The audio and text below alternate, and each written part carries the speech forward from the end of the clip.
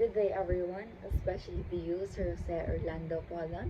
I am Jenny Lorenzana from ESED 1B and here's my reflection video in GE 103 or the Contemporary Word. Ano nga ba ang aking natutunan sa subject na ito or sa subject na GE 103? Nung first week po na pumasok po kayo sa amin, sobrang kinakabahan po kasi may recitation. Nagsabi po kayo nun na may recitation kinabukasan. Tapos kinabukasan po, pumasok po kayo, ay, ang buong BSED 1D hindi humihinga. Like,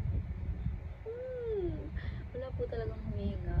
Kahit po ako, sobrang kinakabahan po ako. Sobrang lamig ng kamay ko. Ganun po ako pag kinakabahan. Kasi, kahinaan ko rin po ang recitation dahil natatakot ang babae na ma-judge kapag namali. Pero nagkamali ako sa thoughts kong yun na kapag nagkamali ako ay judge ako ng mga klase ko. Kasi nagtutulungan sa BSED 1B. Tapos yan. Papasok niyo po ay may tinawag po kayo and tinanong niyo po kung ano yung globalization and nagbigay po kayo ng other question. Tapos yun po. Tapos bigla niyo pong sinabi na mag-i-introduce yourself na lang po. So, nagpakilala po kaming lahat sa inyo. And, kinakabahan. Yan po. Kasi akala po namin ay sobrang strict nyo po. Pero, nung mas nagiging close po namin kayo, ay doon po lumalabas yung humor nyo na hindi po pala kayo sobrang strict. Ganito lang. Tapos, yun po. Kada papasok po kayo sa amin ay nakakahinga na ang buong BSED 1D. Ganun ang atake. Tapos yun po, natutunan ko rin po na magkaroon ng respeto, lalong-lalo na po sa aming mga instructor at sa inyo po, Sir Polon. So,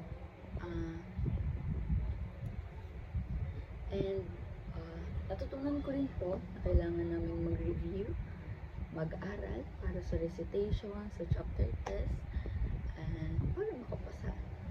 Tapos, ang hindi ko pa malilimutang experience sa subject ninyo ay nung tinawag niyo po ako sa recitation. Sir, oh my God, hindi ako yun.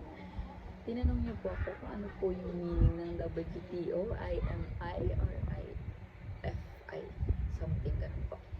Tapos, sir, hindi ko alam yung meaning. Hindi ko alam yung acronym niya. Like, Tapos, yun po, pinaupo niyo na kami, sir. Tatlo kami hindi nakasagot. Kasi isa lang po yung sumasagot, sir. Nakakahiya. Tapos, disappoint po ako sa sarili ko nun kasi nakatanggap ako ng ganong grade. Pero, maybe, improvement ko yun para po sa inyo. Tapos, ayun po. Masaya pa rin po ako kahit ganun po yung natanggap ko. Kasi alam ko po na mas i-improve pa po ako sa subject ninyo. Then, hindi ko po makakalimutan ay kada papasok po kayo ng first week na hindi nahinga talaga ang mga tao. Hindi ko talaga makakalimutan yun, sir, sa subject ninyo. Tapos, ang hindi ko po makakalimutan ay ang kulitan at ang tawanan natin sa buong BSED 1D at ang sinasabi niyo pong arasa ne. Yan pa. Tapos, ang experience ko po sa in general sa buong college ko po ay nung first week sobrang hinakabahan na dahil first week pa lang yun and wala pa akong halos friends dahil yung mga friends ko ay nasa ibang section and nagiging masaya siya day by day kasi nakakabuo ako ng friendship at ngayon meron na akong circle of friends. Yan, nabuo ko po sila dahil maybe sa kadaldalan ko. Oh my God, madaldal mo ba? Tapos mas nagiging comfortable po ako sa kanila kada kakausapin po nila ako. At Nakakaiyak na nga po ako sa kanila, sir. Nakakahiya talaga ang babae. Tapos, masaya po sa college. Ah, medyo mahirap, nakakapagod, may stress, exhausted. Exhausted! Hindi, nakakapagod din po kasi nagsasabay-sabay po yung gawain, yung deadline, may mga report pa po, and also, kahit ganun pa man, ay mas nasasanay ang sarili dahil teacher, mahirap talaga ang maging teacher, and ayun po, mas nakahasa pa po kami na mag-report para po sa second, third, and fourth year ay mas maging madali na lang sa amin kung paano mag-report. And sa mga teachers po ay, or sa mga instructor po namin ay mas nagiging close din naman po namin, and wala pong nagiging problema. And hindi ko po malilimutan ang buong BSED 1D dahil sila po ang nagbigay sa akin ng saya na sa first year in college. And kwento lang po na hindi ko dapat itutuloy ang second year ko here sa college kasi for me po, parang hindi ko naman po talaga kasi gusto ang pagiging teacher.